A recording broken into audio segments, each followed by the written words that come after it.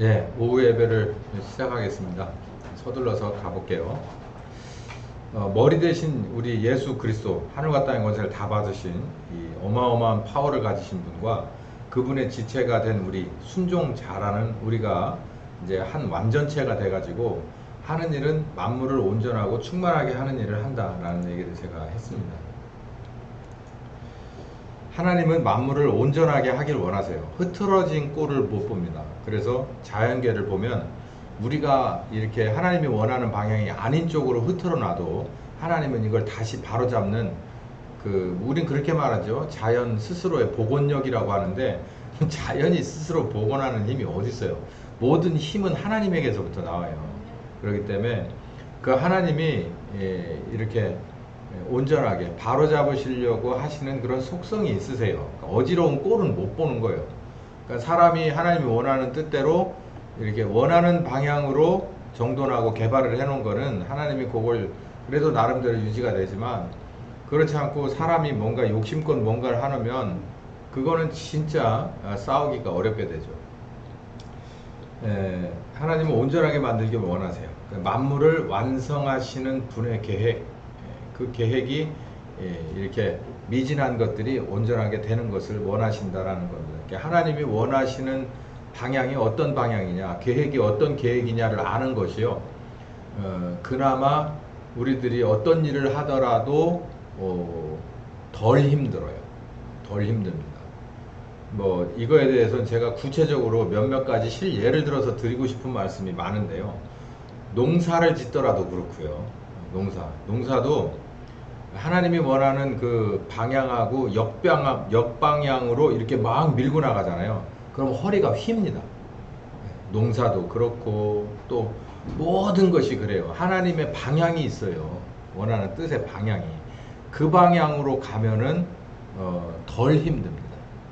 근데 역방향으로 가면은 힘도 들고 성과도 없고 결국은 포기하게 돼요.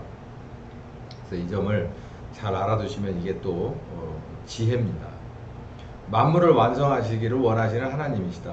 이 일을 하는 곳은 교회입니다. 자, 근데 만물이라고요? 뭘 말하는 겁니까? 나무를 말하나요? 아니면 물을 말하나요? 뭐 기타 다른 것을 말하나요?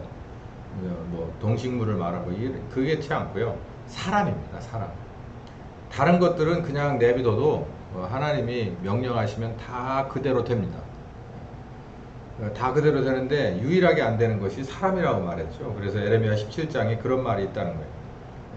이 모든 만물보다 거짓되고 그러니까 정직하지 못하고 부패한 것은 오직 사람의 마음이에요. 그럼 반대로 모든 만물은 정직하고 부패하지 않았고 생명력이 넘친다는 얘기인데 딱 맞는 말이죠. 사람이 정직하냐 정직하지 못하냐는 어디에가 주어지느냐면 사람한테만 주어지는 단어예요. 우리가 왜 개를 좋아합니까? 요즘 날에.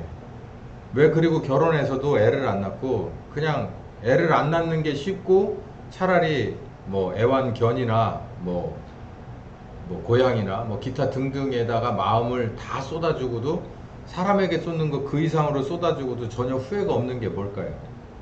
얘네들은 정직하기 때문에 그래요. 식물이나 동물이나 그렇게 정직할 수가 없어요.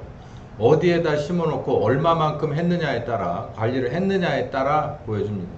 근데 더 나아가서 이 동물들은 어디에다 갖다 놓고 어떻게 관리했느냐가 충성심과 주는 사랑에 비례하지 않아요. 오히려 내가 썩 잘해준 것도 없고 뭐 그냥 어쩌면 피해만 줬는데도 그저 나 좋다고 침 질질 흘리고 막 달라드는 걸 보면 가끔은 가슴이 뭉클하다니까. 그런 것들 주로 봅니다. 저기 또 괜히 딴 데로 갈까봐 잠깐만 얘기할게요. 제가 어딘가에 뭘 좀 보러 갔었어요. 두메나 산골에 들어갔는데 거기에 이렇게 어디든지 이렇게 비탈밭을 개량을 해놓고 거기 이제 농막 갖다 놓고 한 사람들 아까 얘기했잖아요. 그런 사람들 진짜 천지 때깔 많다고. 거기도 가만히 보니까 젊더라고 사람들이. 근데 이렇게 컨테이너 한 2개 갖다 놓고 그 계곡을 다 지네들이 쓰는 것 같아. 근데 뭐 적당히 쓰더라고. 막 어지러 놓을 대로 어지러 놓고 지저분하고 난리인데 이 끝 저 끝에다가 자기네들 나름대로 지혜를 이제 지혜롭다 생각해서 이제 들짐승들이나 이런 것 때문에 거기다가 뭐 여러 가지를 놓는데 요즘은 무슨 전기철책도 놓고 그렇거든요. 근데 거기다 개를 한 마리씩을 갖다 놨어. 요만한 그 진짜 집도 아니나 그런 데다 갖다 놨는데 1년 사시사철 햇볕 하나 안 들어오는 그런 음지도 있더만. 그 추운 겨울을 걔가 거기서 놨는데 가서 이렇게 보니까 밥그릇에 물그릇에 아무것도 없어. 난 이제 사람 아니라고 봐요, 그런 사람은. 근데 걔가 한 7, 8, 한 10마리 돼. 구석구석에 다 갖다 심어놨어. 근데 어디 이렇게 산길을 가다 보니까 뭐가 이렇게 쓱 보이는데 그 걔가 그렇게다가 얼어 죽거나 뭐 해서 병들어 죽으면 그냥 거기다 버려버리고 그 옆에다 휙 던져버리고 여기다 또 다른 개를 갖다 또 놓는 거야. 난 이제 사람 아닌 것 같더라고. 근데도 걔들은 그렇게 환장을 해요. 우리 같으면 내가 한 번 더 물어뜯고 난 죽을 거야. 이렇게 앙심을 품을 거 아닙니까? 사람 같으면. 근데 얘네들은 그렇지가 않아. 난리가 났어. 난리가 났어. 내가 그거를 다 데려오고 싶더라고, 다. 세상에 그 사람 아니에요. 진짜 그거는 아니죠. 제가 뭐 말하고 싶은 건 뭐냐면, 만물은 거짓되지 않아요. 정직해. 오히려 하나님이 그렇게 해놨어요. 너는 사람에게 충성하라 라고 하는 게 그 충성심이 어쩌면 가장 센 것 중에 하나가 개예요. 개가 사람한테 그렇게 충성심이 있습니다. 그 진짜 오래된 역사 가운데서 사람하고 교감을 하거든요. 근데 개들이 충성심이 없다는 것도 사람보다 나아요. 그러니까 그러잖아요. 이런 개만 또 못한 자식아 그러잖아요. 엄청 큰 욕이에요. 근데 개가 충성심이 없이 야성이 강한 애들도요, 사람보다 나아요. 진짜 그래. 여기 성경을 봐봐요. 만물의 거짓되어. 야, 진짜 이 말씀은 진짜 맞다. 그 생각이 드는 거예요. 내가 얘한테 밥을 많이 때를 따라 못 주고 뭐 해도 이렇게까지 하는 거는 내가 볼 때는 야, 정말 나는 도대체 하나님 앞에 얼마나 이렇게 순종하냐를 생각하면 반성이 될 때가 많습니다. 참. 그러니까 만물은요, 걔가 사람한테다가 잘 하게끔 하나님의 명령 받아서 하는데 하나님의 명령에는 얼마나 순종 잘하겠어요. 더 잘하는 거잖아요. 넌 사람한테 충성해 마 이렇게 해놓으니까는 그냥 그렇게 대우를 해도 충성을 하잖아요. 우린 그러잖아요. 저런 미물이 웃기고 있네. 미물보다 못한 게 그 말하신 당신입니다. 만물은요, 하나님 앞에 절대 그렇지 않아요. 우리한테 하는 다른 것들을 보면 알 수 있죠. 근데 우리가 하나님 앞에 그렇게 하지 못하잖아요. 사람을 바꾸는 게 하나님의 정말 모든 최우선 관심사 중에 하나다. 이 만물보다 부패한 이 사람을 어떻게 하면 좋을까? 그러니까 저처럼 단순한 사람은 그냥 싹 쓸어버리고 싶다니까. 지우개로 깨끗하게 지워버리고 싶다고. 근데 하나님은 그렇게 하질 않아요. 그래서 이런 일들이 막 벌어지는 건데, 사람을 고치는 작업을 진행하는 겁니다. 사람을 고치는 작업을 어떻게 했느냐면 두 가지 방법이 있어요. 구약의 방법이 있고 신약의 방법이 있어요. 구약의 방법은 교회, 지금 있는 개신교회하고는 상관없지만 어쨌든 구약을 얘기해야 되는 건 구약에서 완성되지 못한 것이 신약으로 넘어왔기 때문에, 완성됐기 때문에 구약을 알아야 총체적으로 알 수 있는 거가 되기 때문에 말하는 겁니다. 이건 히브리서 9장 전체를 읽어보면 나오는 아주 중요한 말씀 중에 하나인데요. 구약에서 만물보다 부패한 사람과 그 마음을 바꾸는 작업을 어떻게 하셨냐면, 하나님이 첫 번째 율법을 주고, 그리고 성전을 통해서 제사하고 또 먹어야 될 것, 먹지 말아야 될 것, 이런 것들을 율법과 성전을 통해서 사람들을 바꾸는 시도를 하셨어요. 근데 이걸로 안 된다는 걸 하나님 아버지가 모르는 건 아니었는데, 뭐가 오기 전이니까, 예수님이 오기 전이니까 너희들은 이렇게까지만 해라 이라고 하는 거죠. 실제로 이걸 가르쳐 주고 싶은데, 이걸 가르쳐 주려면 핵심을 말해야 되고, 그렇게 하기 전에 예습을 먼저 해라 요거하고 똑같이 구약 시대는 그렇게 온전하지 못한 율법과 성전의 제사 방식을 사용했습니다. 율법과 성전의 제사가 온전하지 못한 거냐, 그러면 아버지 하나님도 온전하지 못하냐, 이런 논리가 되는데요. 그렇지 않고 아까 말씀드렸듯이 과정이에요. 과정. 처음에는 서론의 과정이고 본론과 결론이 나오는데, 서론의 과정에서 이제 뭐가 제기가 되냐면, 여러분 글을 써보시면 알겠지만 서론에서는 대부분 뭐가 나오냐면 문제 제기가 나옵니다. 내가 이 글을 쓰는 이유가 뭔지 아냐? 그러면서 이런 일이 있었는데 이렇게 된다. 현실이 이런데 이게 대처가 안 되더라. 해결 방법이 없어. 이거에 대해서 내가 알고 있는 게 있기 때문에 이 글을 쓰기 시작해. 이게 서론이거든요. 그것처럼 이 구약은 서론에 불과해요. 사람을 바꿔야 되겠는데 일단 사람에게는 뭐가 필요하냐면 율법, 선이 필요해요. 선. 율법은 법인데 법은 일종의 선이거든요. 선. 그래서 여기도 지금 바닥을 보시면 다 선으로 되어 있잖아요. 네모 반듯한 조각조각들이 붙었는데 이 모는 종이 기억하세요? 모는 종이. 그래서 가로선, 세로선 이렇게 선이 있잖아요. 우리도 위도 위도 우리 지도도 위도가 있고 경도가 있고 그렇잖아요. 그 좌표를 나타낼 때 하듯이 율법은 바로 그런 거예요.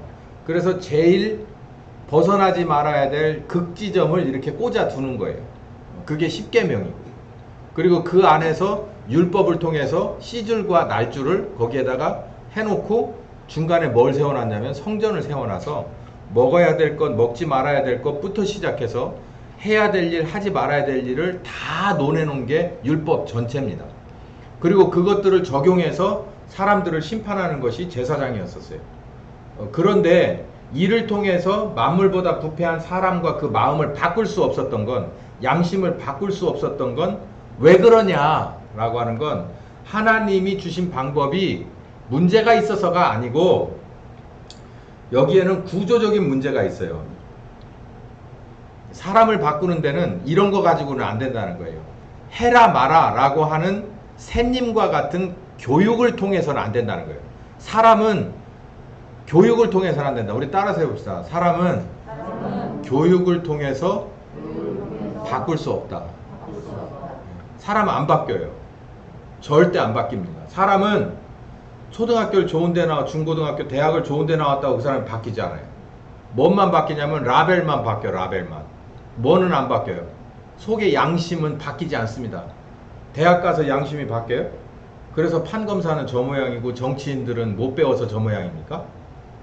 하나님이 보는 건요, 이 우리들의 레벨이 아니라 양심을 보는 거예요. 양심. 하나님은 레벨로 따지면 최상위거든요. 하나님보다 높은 레벨이 있어요? 근데 하나님이 보는 건 우리들이 어떤 레벨이고 얼마나 지성이냐 이런 걸 따지는 게 아니고 네 양심 뽀재기가 나를 닮았냐 이걸 보는 거예요. 그런데 우리의 교육으로는 이걸 할 수가 없어요. 여기도 나오잖아요. 9절부터 한번 읽어봅시다. 시작. 이 장막은 현재까지의 비운이 스톱. 이거 뭐냐? 이 장막은 성소를 말하는 거예요. 성소에서 여러 가지 법률에 따라서 제사 드리고 배우는 걸 말하는 거죠. 이에 의지하여 드리는 예물과 제사가 섬기는 자로 뭐를? 그 양심상으로 온전하게 할 수 없다고 딱 잘라 말하잖아요. 그러니까 제가 담대히 말하잖아요. 교육 가지고 되는 게 아니다. 목사 설교로 사람 바뀐다 안 바뀐다? 절대 안 바뀌어요. 바뀔 것 같으면 20년을 목회했어요 제가. 여기 있는 분은 다 하나님보다 한 0.1 정도 모자라는 수준으로 다 컸겠죠. 사람 설교로 사람을 바꾸낼 수가 없어요. 어떤 식의 교육으로든 바꿀 수 없어요. 찬양 많이 한다고 여러분의 양심이 바뀌지 않습니다. 성경을요 골백 번을 통독하시고 써보세요. 그렇다고 양심이 바뀌나? 그거는 또 다른 불교나 유교에서 이렇게 하는 거하고 똑같은 건데 그거 가지고 사람 양심은 바뀌지 않습니다. 읽어봅시다. 10절. 그런 것은 먹고 마시는 것과 여러 가지 씻는 것과 함께 육체의 예법만 되어서 개혁할 때까지 그냥 방치된 거다라는 거예요. 제사법이라는 게 그래요. 조상이 진짜로 존경스럽고 내가 정말 뼈저리게 느끼는 게 있어서 드리는 게 제사로 표현을 하는 거예요. 그러면 진짜 조상을 위하는 게 제사밖에 진짜 조상님을 위하는 건 제사로 됩니까? 여러분 어떻게 생각하세요? 거기다가 밥을 잘 차려놓고 없는 돈 대출 받아가지고 온갖 산의 진미를 가져다가 올려놓고 빨랫줄도 다 걷어 그래놓고서 와서 드시라고 또 밖에 나가서 기다려. 그러면 그분들이 먹고 막 배 뺑뺑해져가지고 가서 해? 예? 믿어? 그 먹고 나면 나는 가서 찌끄리기 먹는겨? 영양가만 조금 나는 옛날에 그렇게 생각했어요. 영양가만 쪽바로 먹고 껍질만 놓고 가나 보다. 우린 먹어봐야 살로 하나도 안 가겠지. 왜냐면 먹는다고 생각을 하니까 사람들이. 차라리 그거보단 이런 게 어때요? 저 사람네 할아버지가 누구예요? 옛날에 그랬잖아요. 이렇게 지나다니다 애들이 똘방똘방하니 아니면 아예 못쓰게 생긴 놈이 가면 야, 네 아버지 이름이 뭐냐? 물어봤잖아요. 어른들이 기억이 안 나시나 보다. 저 다니던 시골에서는 외갓집이나 이런 데 가면 야, 네 아버지 이름이 뭐요? 네 엄마 이름이 뭐요? 이렇게 물어보거든요. 왜냐면 너무 못쓰게 생긴 저질이거나 너무 애가 예의 바르거나 하면 그걸 물어봅니다. 왜 그럴까요? 아이 저 누구네 집 쪼맨한 녀석이 아주 예의 바르고 아니면 반대로 정말 싸가지가 노랗더라 이렇게 얘기하는 거예요. 내가 잘못하면 위에 분들이 욕을 먹는 거예요. 옛날에 그런 식이었어요. 지금이야 그렇게 좀 덜하지만 저 뭐 이런 세상이라고 하더라도 뭐 조상들 얘기가 나왔으니까 제사를 드리는 것보다 제가 볼 땐 내가 공부 열심히 하고 내 직장에서 열심히 해서 이 사람 내가 어떤 성씨고 어떤 파고라고 하는 것을 알고 싶어 하는 사람들이 있다면 아, 그 집에서 정말 이런 인재가 나왔네. 정말 이런 사람 처음 봤네. 이거 열심히 했네. 정말 잘 가르침을 주었고 잘 배웠구만. 이런 얘기를 듣는 게 더 낫지 않겠습니까? 귀신은 밥 안 먹어요. 밥 안 먹는다. 못 먹는다니까. 차라리 그게 낫잖아요. 뭘 가지고 그렇게 생각하세요? 우리 하나님은요. 우리 보고 영이신 하나님은 우리에게 그리고 죽고 부활하셔서 보좌 우편에 계신 예수님은 뭐라고 말하냐면 영광을 돌려달라고 그랬어요. 영광을 돌려달라고. 영광을 돌려달라는 게 무슨 뭐 저기 고스톱 치는 데서 뭐 광자를 돌려달라는 게 아니고 영광을 돌려달라는 게 빛과 소금으로서 나의 제자로서 너희가 칭찬을 받으면 내가 영광을 받는다 이 얘기예요. 그 논리로 따지면 제사를 드릴 게 아니고 내가 많은 사람들에게 내 위에 있는 분들을 이렇게 영광을 돌려드리는 일이 오히려 착한 사람입니다. 착한 후손이에요. 이 구약의 예법은 그런 거예요. 그냥 때 됐으니까 모여 여름 성경학교 하자. 때 됐으니까 모여 뭐 우리 여름 캠프 하자. 부흥회 하자. 뭐 하자. 그러면요. 처음에는 나름대로 뭔가가 있어요. 그런데 나중에 가서는요. 이게 하나의 습관이 됩니다. 교회가 오래된 전통을 가진 교회들은요. 그러니까 개척한 지 우리처럼 뭐 얼마 안 되고 사실 식구도 이만큼 되잖아요. 그러면은 뭐든지 새롭고 뭐든지 맛있고 뭐든지 은혜스러워요. 근데 이게 사역자도 한 차례 바뀌고 또 여기 있는 사람들도 막 모르는 사람들 많이 들어와 있고 그래서 이렇게 이 지금과 같은 우리의 이런 관계가 아니라 이런 리더십과 여러분의 그런 그 섬김의 자세가 아니라 이 시스템으로 돌아간다면 뭐 중간에 사역자들이 막 끼고 해서 때 됐으니까 뭐 이렇게 계획서 올라와서 그거 하겠다고 해서 여름 캠프도 하고 뭣도 하고 뭣도 하고 침례도 하고 이런 게 붕집회도 하고 뭐 이제는 뭐 12월 달 됐으니까 뭐 크리스마스 준비하고 이런 것이 그냥 시스템으로 돌아가면 있죠. 거기서는 누가 누군지도 몰라요. 목사님하고의 관계도 뭐 의미가 없고 그냥 아는 그 구역에서 몇몇 사람들까지 뭐 그거밖에는 없어요. 왜냐하면 서로 연결될 이유가 없거든.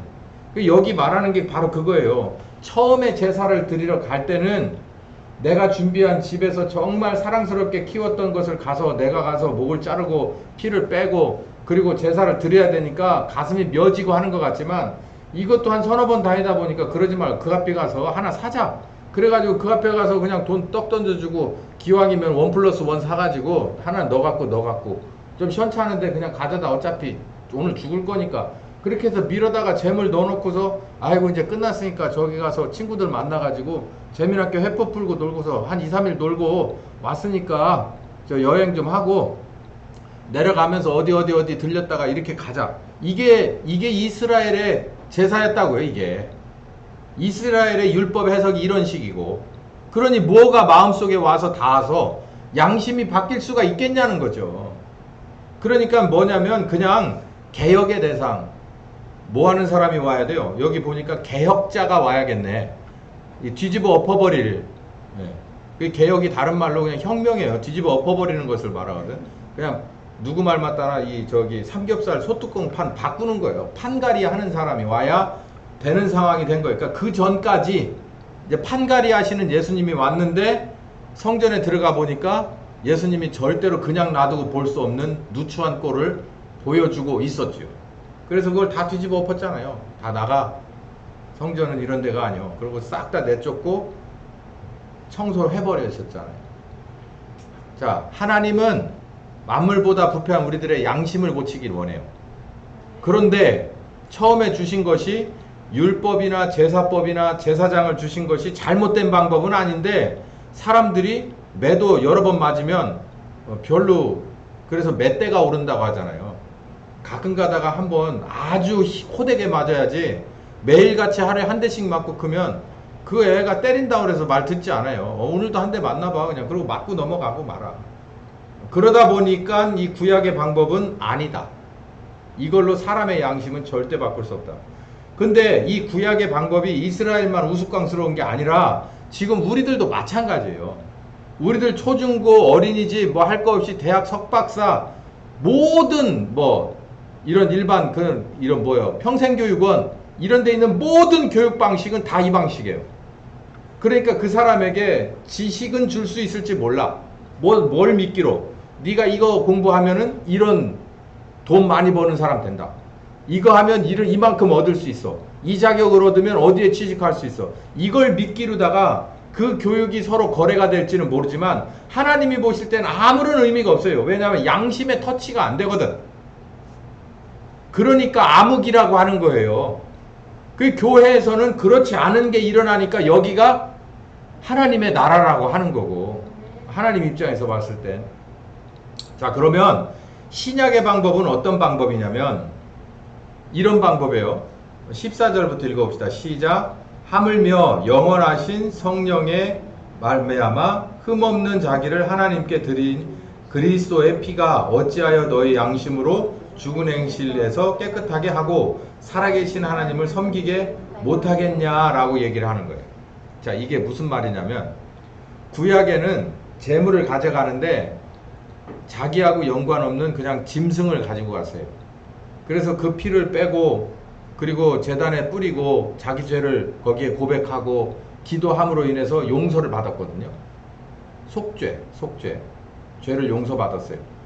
그런데 그게 처음에는 조금 이 양심의 터치가 됩니다. 왜냐하면 아까 내가 기르는 개 얘기했잖아요. 이렇게 생각해봐요. 내가 개를 길러. 어린애가. 저만한 애들이 개를 좋아해서 개를 사다주고 길렀어. 1년 정도 키우면 말썽 엄청 부리고 침대에서 같이 자고 밥도 같이 먹고 그래요. 애들 키우다 보면 개밥그럭인지 애밥그럭인지 모를 때가 있어. 가끔. 예. 집에서 보세요. 그렇다니까. 깜짝 놀래 가보면 둘이 같이 나눠 먹고 겸상하고 있다고. 서로 주거니 받거니. 그렇게 키운단 말이에요. 반대로 그거를 근동지방으로 가면 양을 그렇게 끼고 살죠. 애가. 아빠가 하나 주는 거예요. 문열이 같은 거 하나 줘. 그러면은 그걸 끼고 지 동생처럼 그렇게 산다고. 1년 내에. 그럼 많이 크죠. 그럼 이제 속죄하러 갈 때는 이제 그걸 들고 가는 거예요. 그러면은 자기가 보는 앞에서 자기 손으로 그거 목을 따서 죽여야 되거든. 어쩔 수 없이 하나님의 법이니까 싫어도 해. 그럼 물어보겠죠. 아빠, 우리가 왜 이런 일을 해야 되는 거예요? 우리 죄 때문에 그래.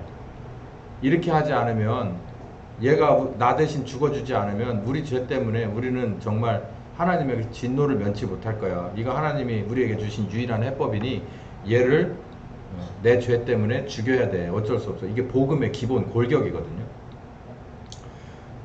그러니 그렇게 한번 죽이고 나면, 제가 어려서 기억이 있어요. 집에서 키우던 개를 이래저래 해가지고 이걸 보냈다.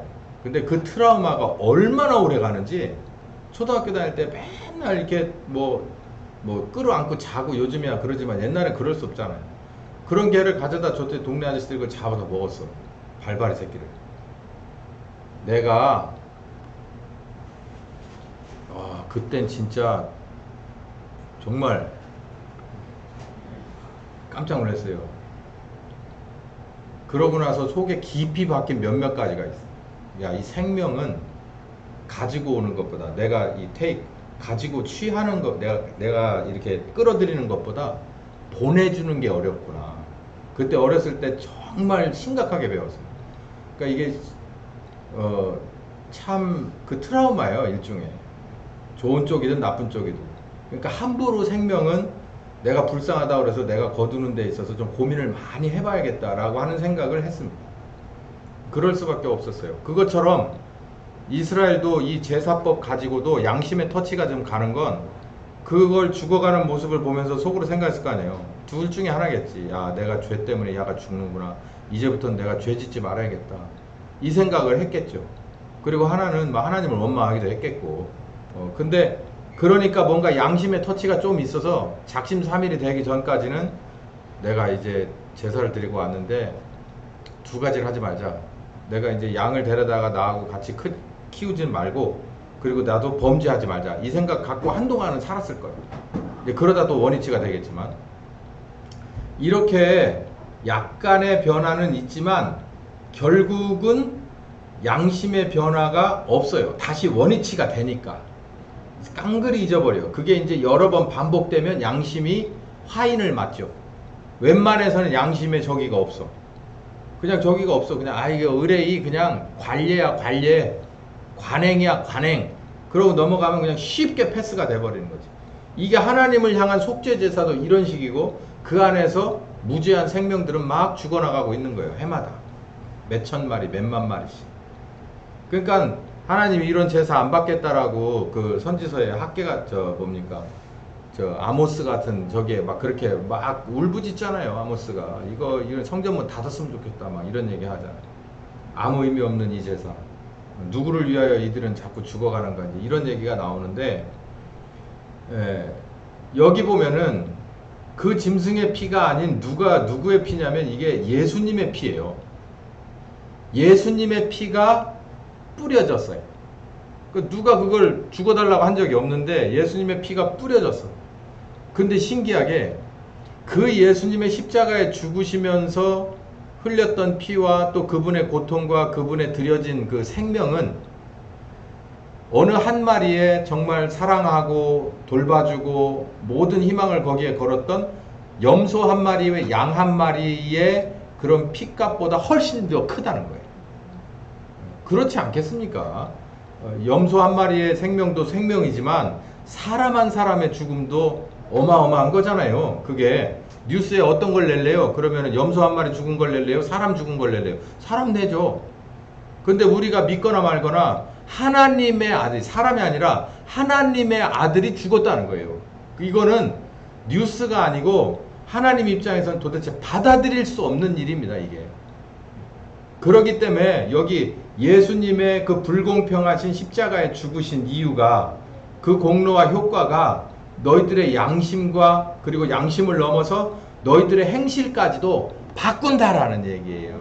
그러니까 이 교회에 무한한 파워를 가지고 계시는 예수님은 불공평한 십자가를 순종하셔서 아버지 하나님의 의도를 다 맞춰주셨고, 아버지 하나님은 이에 아들을 살리셨으며 모든 하늘과 땅의 권세 당신이 가진 것을 다 위임해 주었습니다. 그럴 수밖에 없는 게 예수님이 이 어마어마한 일을 해내셨거든. 그러니 이제 예수님의 손에 딱 잡힌 거예요. 뭐가?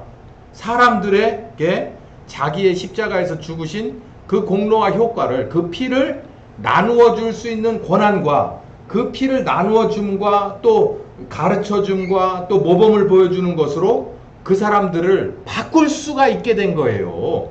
그래서 이 신약의 방법은 사람을 바꿀 수가 있게 된 것을 말하는데, 거기에서 가장 핵심은 뭐냐면 예수님의 십자가에서 대신 죽으신 공로와 효과다라는 얘기예요. 그러니까 여기서 그 피는 어떤 피냐? 그 염소 한 마리의 그 공로와 효과가 아니라 예수님의 십자가에 죽은 공로와 효과, 이 무게감이 다르죠. 양을 바라보는 것과 예수님을 바라볼 것과는 내가 시선이 다르니까. 그래서 우리들의 양심을 찔러 쪼개고 그리스도의 말씀을 들음으로 우리가 믿음이 생긴다고 그랬어요. 그런데 그리스도의 말씀은 우리에게 오면은 내 심령과 관절과 골수를 쪼갠다는 거예요. 그거 벌써 다르잖아요. 염소의 피는 봐도 불쌍하기만 해. 근데 예수님의 피는 내게 딱 다가왔을 때 내 심령과 내 마음과 영과 관절과 이 살 아무 힘이 없잖아요. 들어가면 이 관절인데 이 관절과 골수, 이 관절 안에 들어가 있는 이 골수, 골수는 피를 만드는 거거든요. 그러니까 사람의 아주 근본이 골수에서부터 시작해. 골수 세포부터. 거기까지도 쪼갠다는 거예요. 그게 바로 예수님의 피라는 거예요. 되게 중요한 얘기를 여기 하고 있습니다. 그래서 양심으로 온전케 하고 우리들의 행실을 바꾼다는 거죠.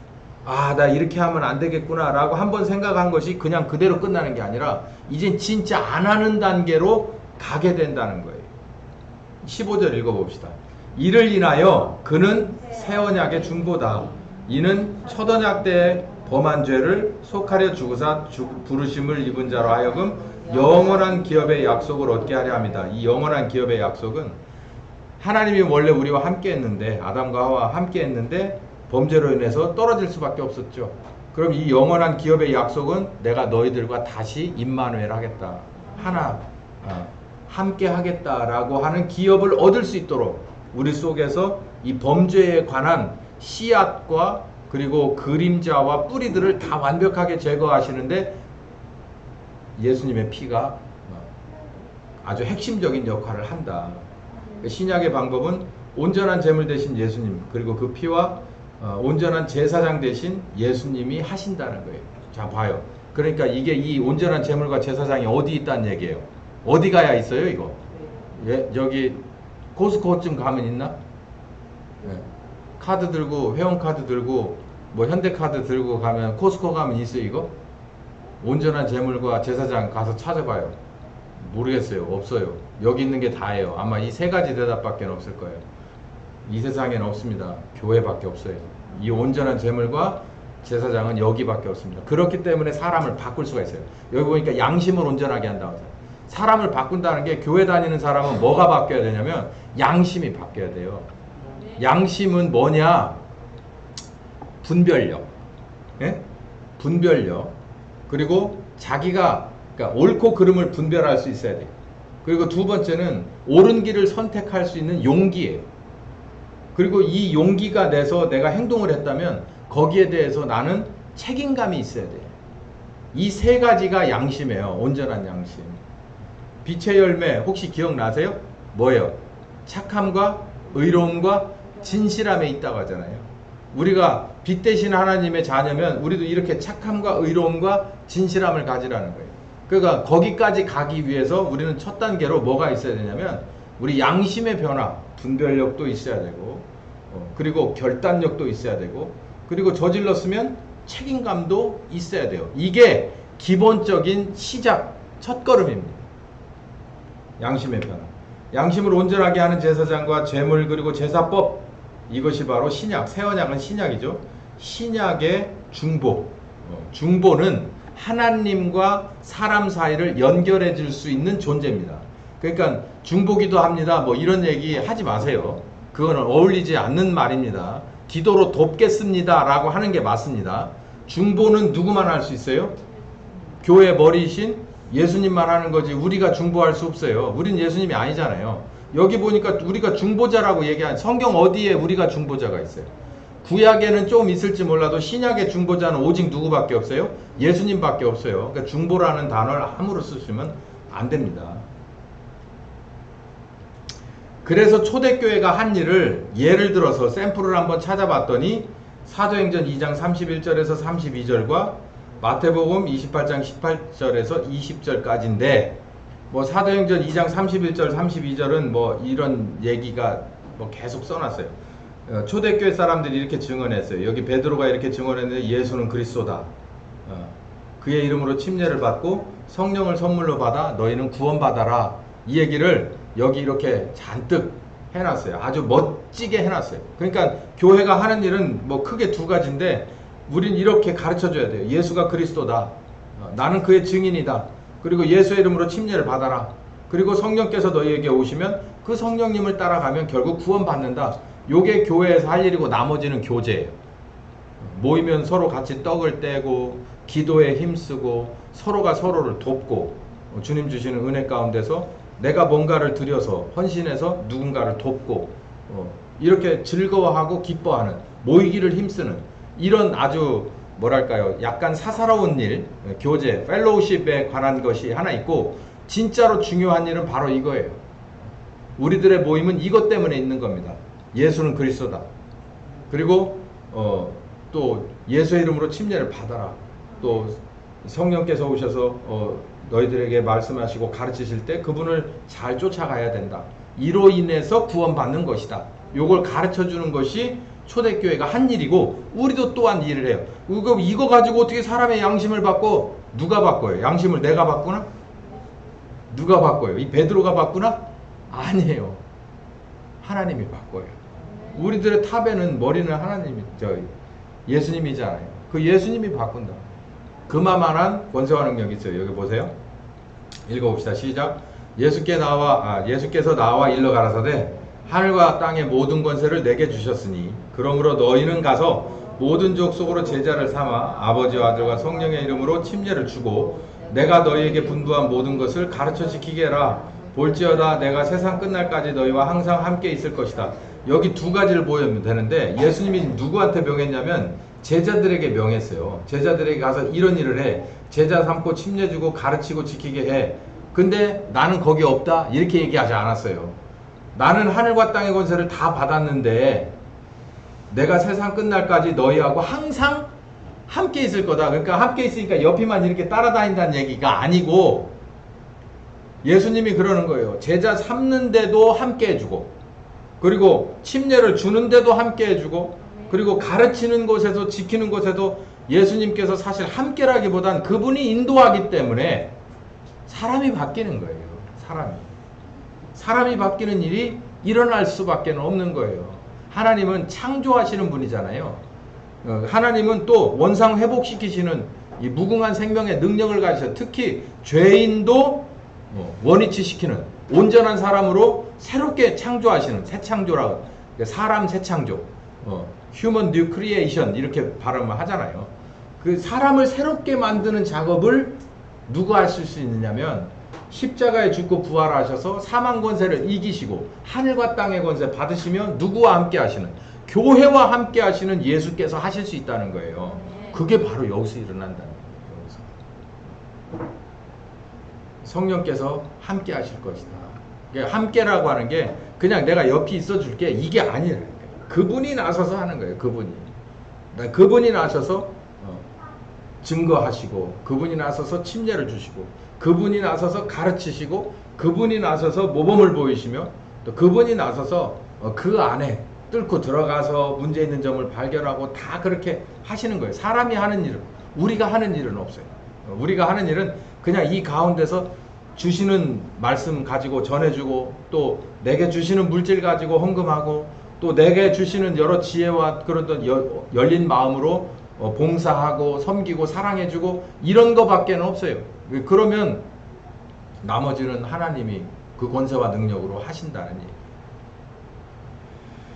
예, 이렇게 숨가쁘게 달려왔습니다. 교회, 결론은 교회다.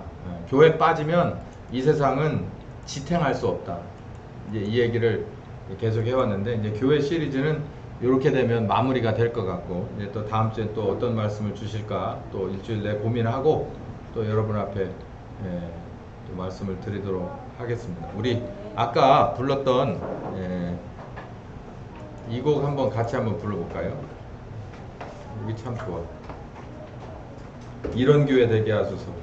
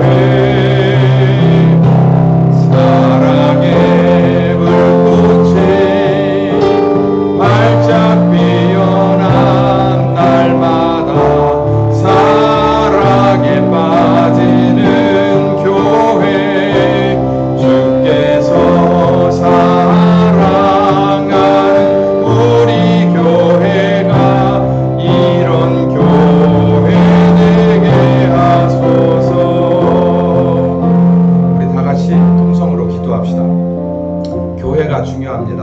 나 한 사람도 교회가 중요하고 또 우리 모두도 우리 가정도 교회가 중요합니다.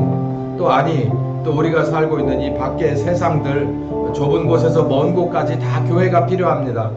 주님, 교회를 교회답게 만드시길 원하셔서 작정하시고 세워주셨는데 온갖 여러 가지 것들이 정말 혼재되어서 부족하여 제대로 빛 못 내고 맛을 못 내는 그런 상황 가운데 이 세상까지도 온갖 얼룩으로 누추해져 버렸습니다. 주님, 이젠 이런 것들을 다시 바로잡길 원하시고 충만하게 리필하기를 원하실 때 또 우리를 부르시니 또 이 교회를 부르시니 진심으로 무한한 감사와 찬송을 돌려드립니다. 이 얼마나 영광스러운 일인지.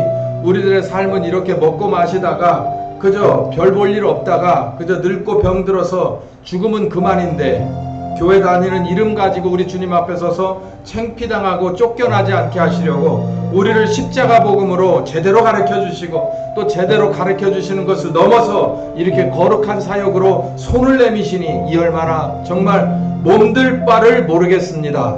주여 아버지, 아직도 두렵고 떨림이 있습니까? 아직도 믿음의 혼돈이 있습니까? 결단하지 못하고 있습니까? 주님, 불쌍히 여겨 주시옵소서. 귀한 말씀이 이렇게 확실하게 우리 앞에 오는데도 우리가 아직도 정신을 못 차리고 있습니까? 잠에 빠져 있습니까? 한눈 팔고 있습니까? 주님, 깨워주시고 올바로 바로 보게 하시고 듣게 하시고 깨달을 수 있게 하여 주시옵소서. 아버지, 이 시간 주님 앞에 간절히 기도합니다. 은혜를 주시옵소서. 감동과 감화를 주시옵소서. 깨달음을 주시옵소서. 변화를 주시옵소서. 용기를 주시옵소서. 결단을 주시옵소서. 주여 아버지, 귀한 체험과 그리고 깨달음이 있게 되기를 바라오니 주님, 우리 기도에 응답하여 주시옵소서. 같이 기도합시다. 살아계신 하나님, 말씀을 다 들었습니다. 이번 주 분량의 말씀을 다 들었습니다. 교회가 뭔지를 배웠습니다. 구조가 어떻게 됐는지 배웠습니다. 힘이 어디서 오는지도 배웠습니다. 할 일이 뭔지도 배웠습니다. 이제는 문제는 우리입니다. 하나님이 원하시는 대로 알맞출 수 있느냐, 하나님이 원하는 자격으로 알고도 수 있느냐. 주여 아버지, 이게 문제입니다. 우리는 아직도 두렵고 떨고 있습니다. 주여, 믿음의 혼돈이 있습니다. 주여 아버지, 아직도 깨달지 못하고 있습니다. 주여, 불쌍히 여겨 주시옵소서. 우리를 불쌍히 여겨 주시옵소서. 주님의 내민손, 주님의 내민손을 붙잡을 수 있도록 주여 아버지, 우리에게 변화를 주시옵소서. 은혜를 주시옵소서. 성령 하나님 말씀으로 말미암아 우리의 심령과 간절을 쪼개시는 주님, 말씀으로 말미암아 우리에게 믿음을 주시는지 결단할 수 있는 것은 우리의 몫입니다. 주여 아버지, 행동하는 것도 우리의 몫입니다. 주여, 책임감도 우리의 몫입니다. 그러나 성령께서 함께하소서. 하나님이 버려두지 아니하십니다. 함께하십니다. 인도하십니다. 능력 주십니다. 주여, 보호하십니다. 주여 감사합니다. 주여 감사합니다. 내가 할 수 있는 일이 무엇인지, 또 무엇을 해야 하는지, 주여 어떻게 해야 하는지 주여 아버지, 가르쳐 주시옵소서. 더 늦기 전에 가르쳐 주시옵소서.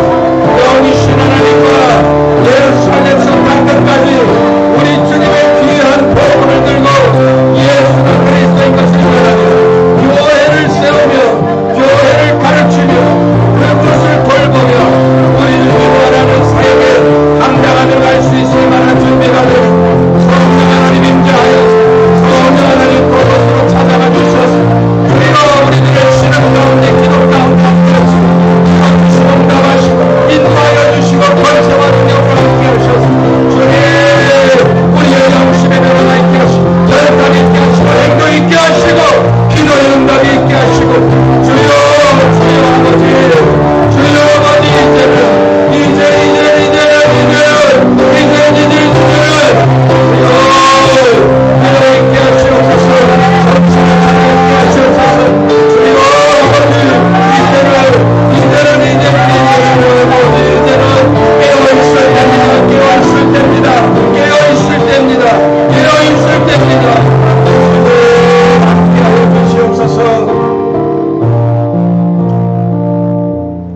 귀하신 주님, 귀한 말씀 잘 들었습니다.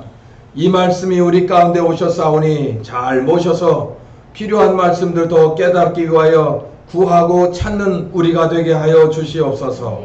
열심으로 구하고 찾을 때 귀한 응답 허락하여 주시옵시고 더 많은 것으로 채워주셔서 우리 주님을 아는데 더 나아갈 수 있게 하시고 경험하는 데 나아갈 수 있게 하시고 주여 성령님과 함께 승리하는 체험이 많아지도록 인도하여 주시옵소서.